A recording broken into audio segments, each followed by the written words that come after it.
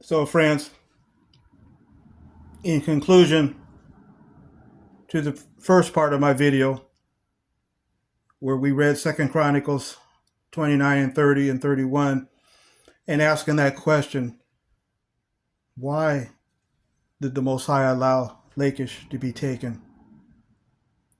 When they had done everything right, they had repented, they had gone back to doing according to the law, holding the Passover, cleaning out the uncleanness in the temple and in the land, even helping their brothers Israel and trying to get them to come back, the 10 tribes kingdom, trying to get them to come back to the Most High. They did everything right.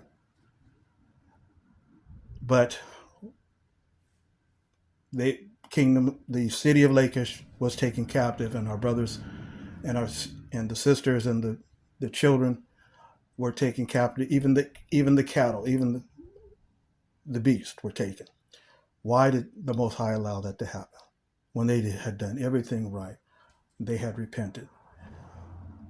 The only thing that I could say, according to the scriptures, is that we're going to experience that. The Most High doesn't put a hedge around us. Remember Job? All the terrible things that he went through. He had the terrible boils on his body from head to toe. He had his friends turn against him, accusing him of doing something wrong. Even his own wife turned against him, and he lost all his children. He lost all his wealth.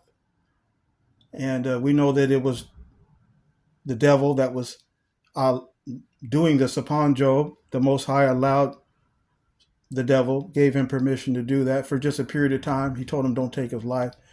But we know that the devil was throwing out accusations all the way up to heaven, saying, let me touch Job, let me touch him, and he will curse you to your very face.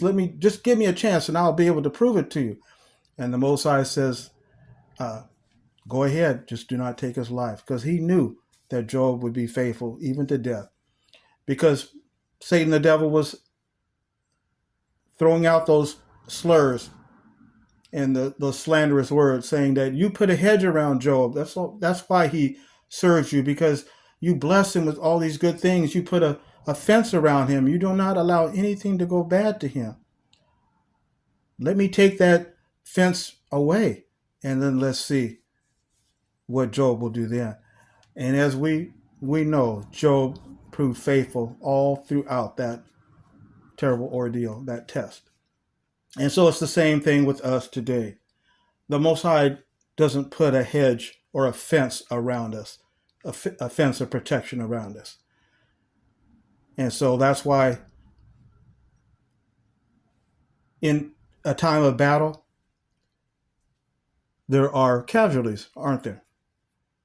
There are those who survive the battle or survive the war, and then there's some who die in battle, but they're remembered. So there are casualties in battle, and we're in a spiritual battle in these last days to learn the truth. And we know that once we begin to learn the truth about the Most High, what does Satan the devil do? He tries to persecute us through our friends, through even our family members, through our work, through our health. Things start going wrong. And it's the demons that are trying to break us down and try to prove that the Most High Yah is a liar. And we know that's not even close to being true. So we know that some of us will become casualties in this war. And so the Most High doesn't guarantee our life. He says, prove faithful even unto death, and I will give you the crown of life. So that's what I draw from that account of Lachish, is that those brothers had to prove faithful. Those Hebrew brothers proved faithful even unto death.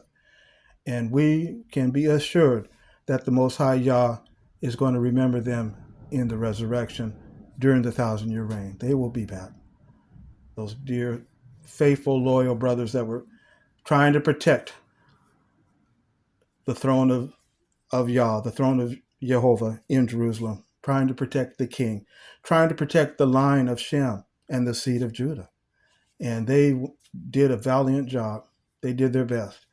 And the Most High brought his angel and brought it to a standstill, because he was not going to let it, he would only allow it to go so far. He was not going to allow the kingdom of Judah to be taken over by the Gentile nations at that time. And we know that eventually Judah, they did, after King Hezekiah died, other kings took the throne, and they went right back to their unclean ways and their idolatry ways, until finally the Most High had enough. And in the year 607 BCE, he had the Babylonians come, and they took, this time they did take Judah. And they also took Lachish again. And so that's when the times of the Gentiles began. So just wanted to share this with you, family. Thank you for letting me share this with you. I had to work through my emotions on this. Once I began this video, I was having trouble getting through it, because I kept asking myself, why? Why did the Most High allow the city of Lachish to be taken captive, and the brutality that was put upon the Hebrew brothers at that time, the cruel torture that they went through. But they did it out of their love for the Most High. And so we can take that with us today, that we want to stay loyal to the Most High and following his anointed king, which is Yahshua, the HaMashiach, the Messiah. We want to follow his directions, because he is now the commander-in-chief. The Most High has appointed him as the commander-in-chief of the spiritual war that we're in right now. So we have to ask ourselves, are we following the commandments of our commander, Yahshua? Let's continue to read our Bibles, study that, get that into our heart, keep searching for the truth. And we try to get that out on this channel here to share the truths that we understand. And so get your Bibles out and look this information up for yourself, and take this information to heart. And so thank you for letting me share this with you, family. And until next time, y'all, please be safe, because the end's getting very close.